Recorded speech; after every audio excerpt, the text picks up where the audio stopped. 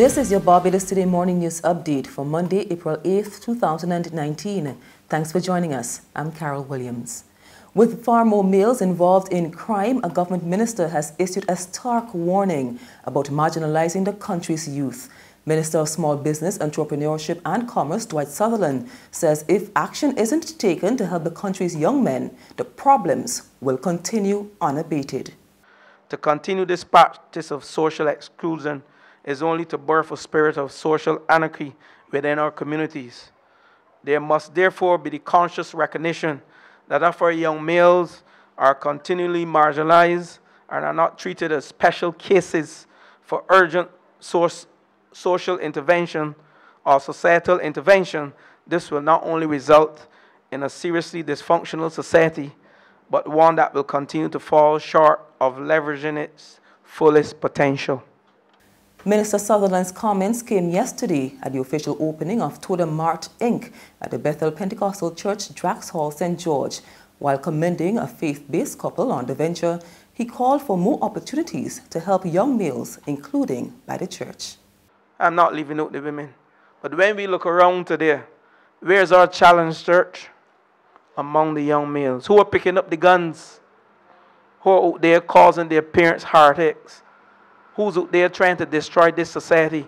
It's not the women. You may find 1%, but it's the males, the young males between the ages of as young as 14 to 30. And primarily that grouping within the 17 to 25 grouping. So we must, as a church, reach out to these young males in this community and utilize events such as these to indeed spend time. I always challenge Pastor Livy, my good friend.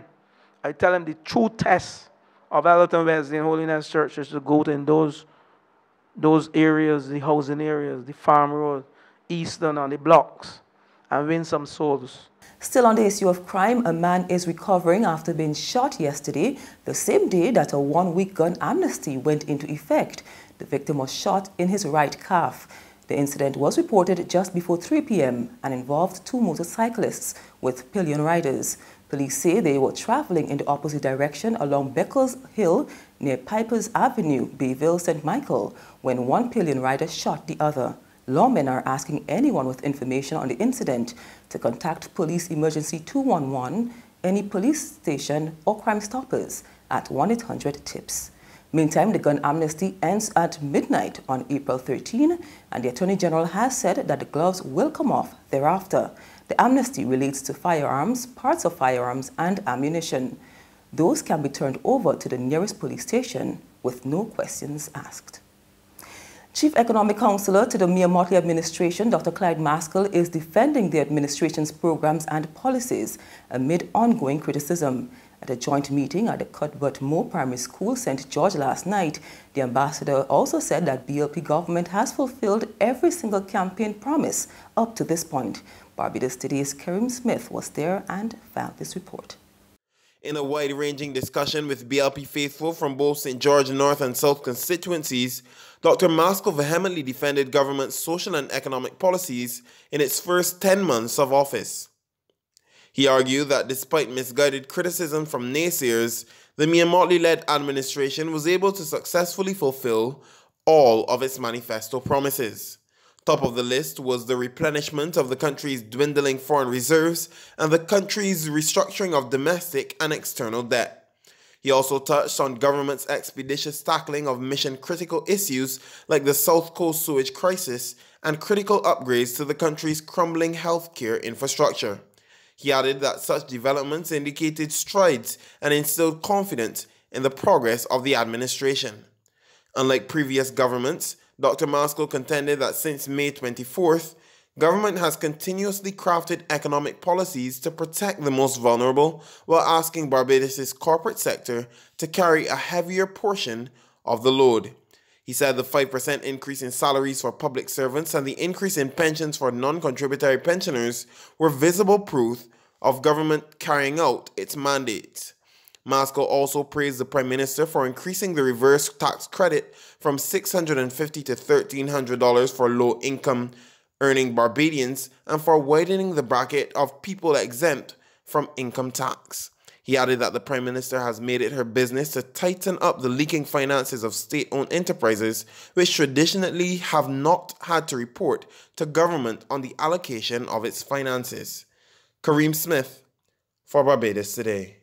The prices of gasoline and kerosene have gone up. The increase took effect at midnight, and we see gasoline retailing at $3.82 per litre.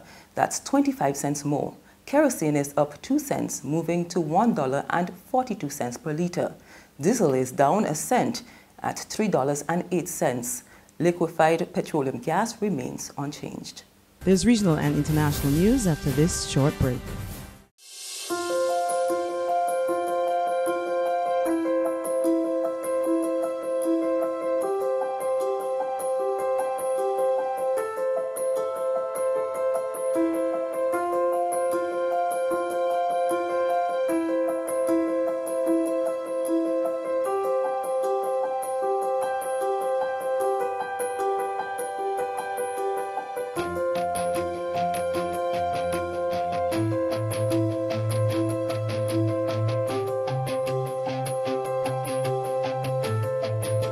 Barbados Today, news you can trust.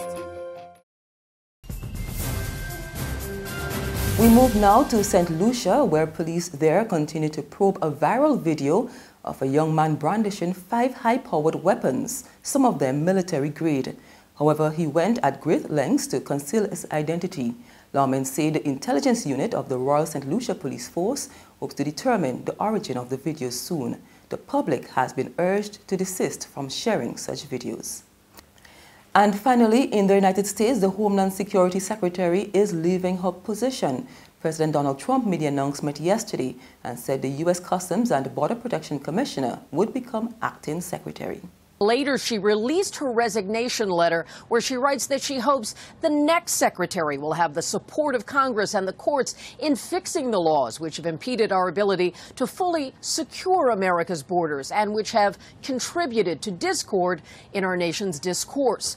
The president announced her departure by tweet, and while he thanked Nielsen for her service, that method was a sign on its face of the tensions. Sources say the president had heard calls made by the head of the Border Patrol Union, as one example, that Nielsen should step down. The president immediately named an acting secretary, that is the current commissioner of Customs and Border Protection, Kevin McAleenan, who was confirmed by the Senate for that post.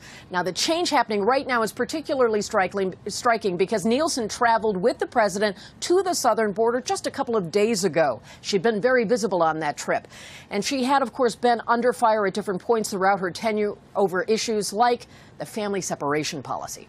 And that's news, but for the very latest, visit our website at www.barbadostoday.bb. You can subscribe to our e-paper, email updates, or like us on Facebook. And sign up for breaking news alerts via WhatsApp. We're also on Izumi Media in bus terminals, as well as screenplay at supermarkets and gas stations near you. You can also hear us on Mix 96.9 FM and Capital Media HD 99.3 FM.